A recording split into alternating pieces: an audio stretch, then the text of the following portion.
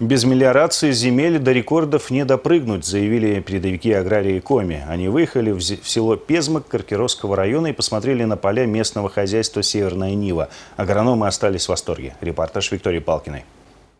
Эти машины не боятся камней.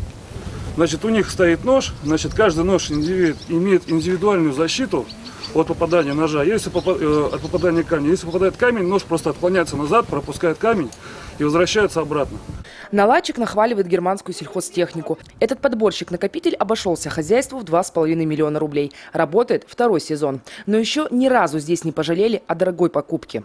Хотя, по словам механизатора, была одна поломка. Из строя вышел вал. Но запчасти поступили в Коми в течение 2 суток. Такой сервис устроил всех. В эту сенокосную пору иностранец еще не подводил. Силос пока 2 ямы-то закрыли уже, а еще осталась 1 яма. Через недельку выйдем, там 1-летку.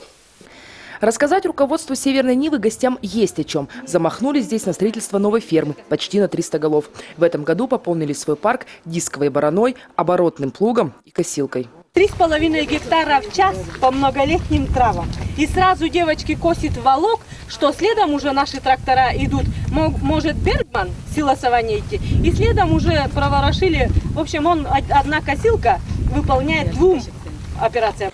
С кормами проблем тоже нет. Травы многолетние и 1-летние. Рацион у местных коров, как в санатории. Вот только шли к этому долго. Мелиорация, удобрения для пезмокских аграриев – золотое правило. К примеру, вот на это поле внимание обратили все. Хорошая густота, выровненный посев. В последнее время к выбору семян аграрии Коми подходят серьезно. К тому же субсидии хорошие. Из федеральной и региональной казны в этом году выделили 19 миллионов рублей. Сейчас у нас имеются очень многие передовые технологии по хозяйствам. Для них, соответственно, нужны такие культуры и сорта, которые могли бы обеспечить непрерывного получения урожая.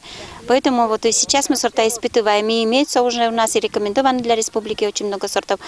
Уже завтра аграрии отправятся на главный сортоучасток Коми – Визингу. Там испытывают не только многолетние травы, но и картофель. Многие фермеры после увиденного в Пезмоге настроены решительно обновить и посадочные плантации, и парк техники.